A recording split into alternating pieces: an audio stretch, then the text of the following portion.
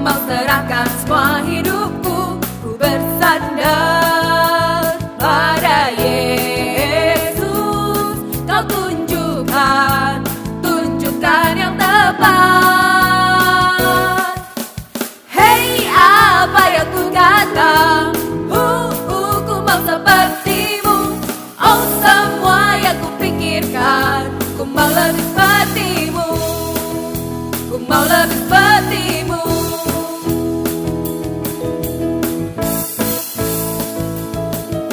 Ku mau lakukan apa yang benar, ku mau serahkan semua hidupku, ku bersandar pada Yesus. Kau tunjukkan yang tepat. Hei, apa yang ku kata? Ku mau sepertimu. Oh, semua yang ku pikirkan, ku mau lebih sepertimu. Ku mau lebih sepertimu.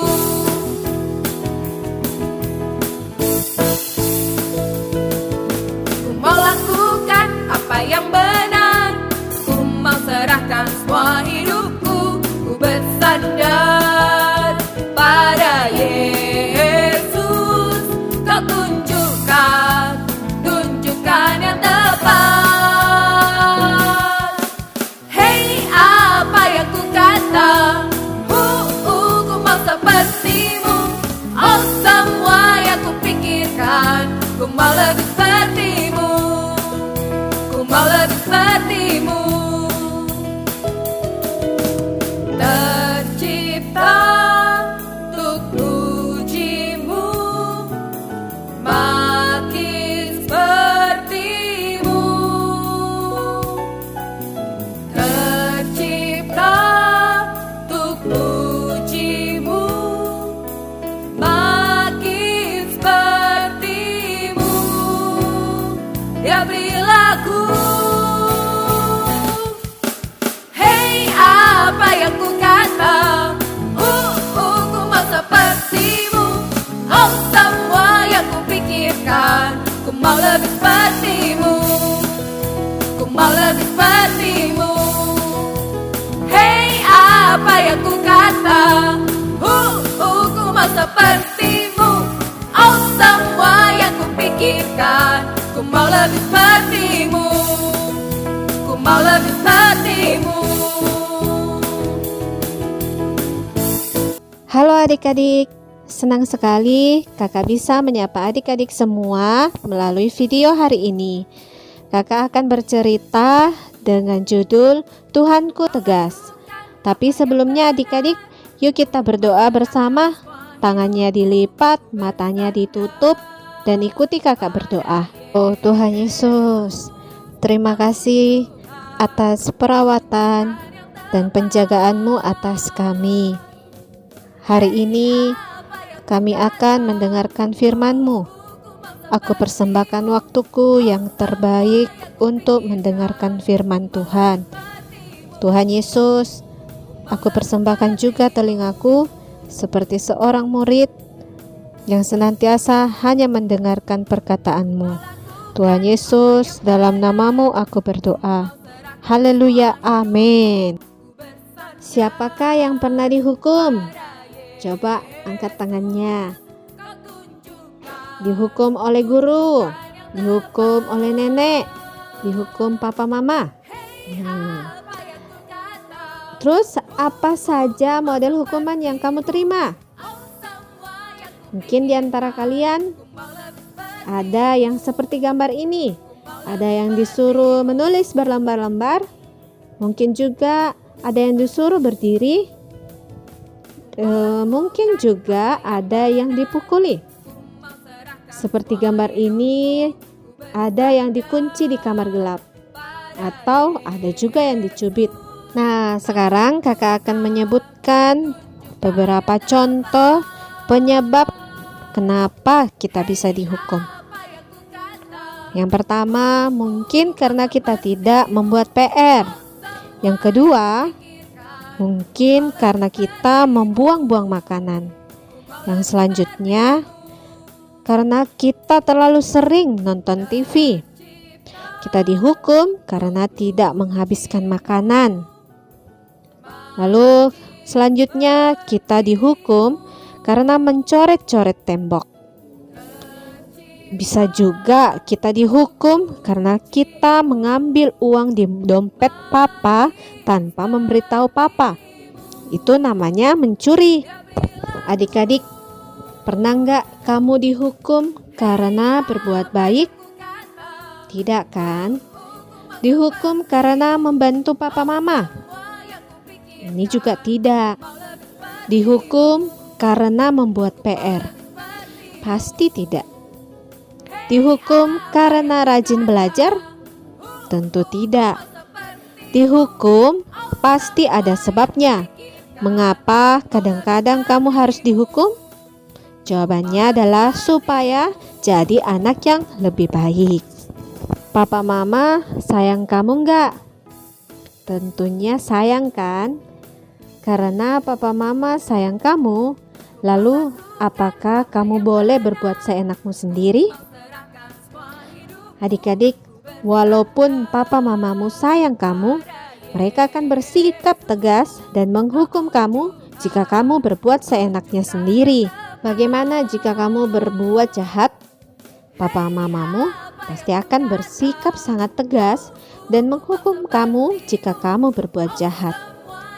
Tetapi kalau anak di jalanan yang berbuat jahat, apakah papa mamamu perlu bersikap tegas dan menghukum anak jalanan itu?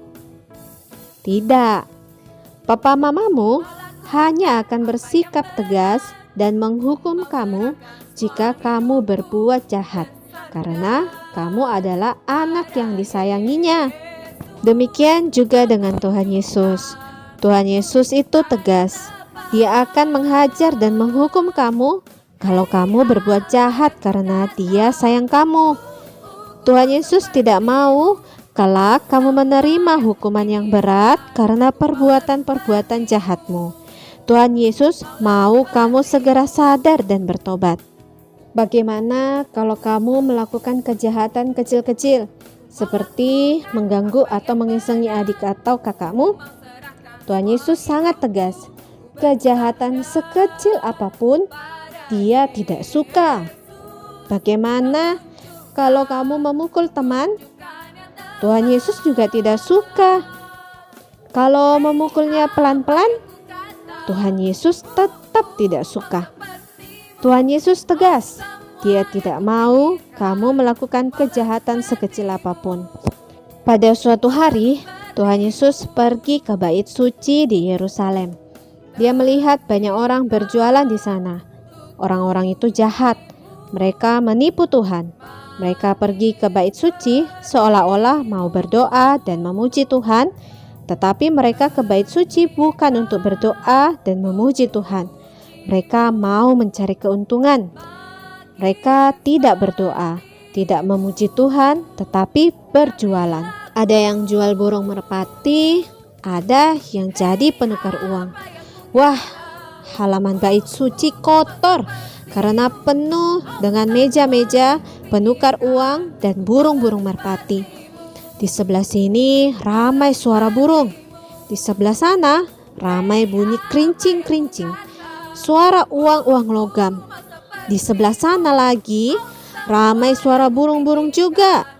Di mana-mana orang sibuk tawar-menawar. Bayangkan, bait suci jadi seperti pasar. Banyak orang berjualan. Tuhan Yesus sangat marah melihat mereka berjualan di sana. Mengapa? Karena bait suci adalah tempat untuk berdoa dan memuji Tuhan. Tetapi mereka malah menjadikannya seperti pasar. Tuhan Yesus harus bersikap tegas. Dia membalikkan meja-meja dan bangku-bangku tempat mereka berjualan. Lalu dia berkata, "Rumahku akan disebut rumah doa, tetapi kamu menjadikannya sarang penyamun." Terhadap orang-orang jahat yang menipu Tuhan, Tuhan bersikap sangat tegas karena Dia sayang orang-orang itu.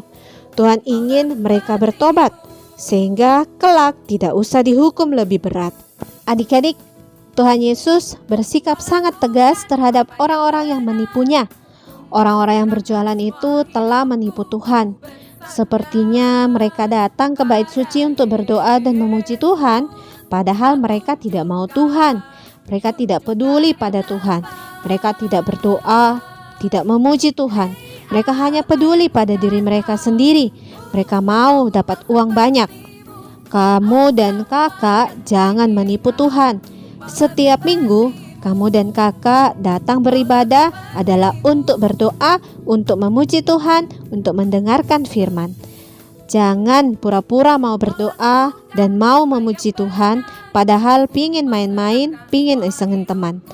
Karena itu, kalau disuruh berdoa, berdoalah sungguh-sungguh. Kalau disuruh menyanyi, menyanyilah sungguh-sungguh. Kalau mendengarkan firman, dengarkanlah sungguh-sungguh. Tuhan Yesus tegas, Dia tidak suka kesalahan dan dosa sekecil apapun. Dia juga tidak suka jika kamu menipunya. Tetapi Tuhan Yesus sangat sayang padamu. Kalau kamu bersalah dan mau bertobat, Tuhan Yesus pasti akan mengampuni kamu. Yuk adik-adik kita berdoa, tangannya dilipat, matanya ditutup, dan ikuti kakak berdoa. Oh Tuhan Yesus, oh Tuhan Yesus, ampunilah aku ya Tuhan. Seringkali aku menipu Tuhan. Tuhan Yesus, ampunilah aku karena aku tidak beribadah dengan sungguh-sungguh. Tuhan Yesus, aku mau Tuhan berdoa dengan sungguh-sungguh, bernyanyi dengan sungguh-sungguh, dan mendengarkan firman Tuhan dengan sungguh-sungguh. Tuhan, sehingga Engkau memberkati aku, menjaga aku, dan selalu mengasihi aku. Terima kasih Tuhan, aku cinta padamu. Dalam namamu aku berdoa. Haleluya, amin. Ayat hafalan untuk minggu ini adalah Roma pasal 12 ayat 9. Jauhilah yang jahat dan lakukanlah yang baik. Adik-adik, tetap menghafalkan ayat hafalan, rekam videonya dan kirim kepada kakak gembala. Tuhan Yesus memberkati adik-adik semua. Sampai jumpa di video selanjutnya. Matius pasal 5 ayat 48. Karena itu haruslah kamu sempurna sama seperti Bapamu yang di sorga adalah sempurna. Amin. Matius 5 ayat 48.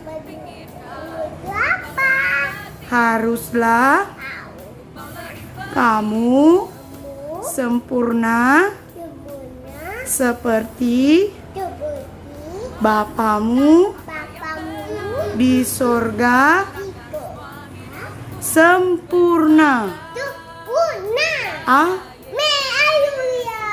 Matius pasal 5 ayat 48.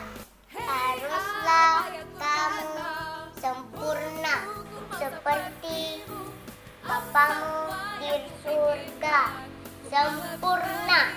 Matius pasal 5 ayat 48. Karena itu haruslah kamu sempurna sama seperti Bapakmu yang di sorga adalah sempurna. Amin. Haleluya. Matius pasal 5 ayat 48. Karena itu haruslah kamu sempurna sama seperti Bapamu yang di surga adalah sempurna. Amin. Puji Tuhan.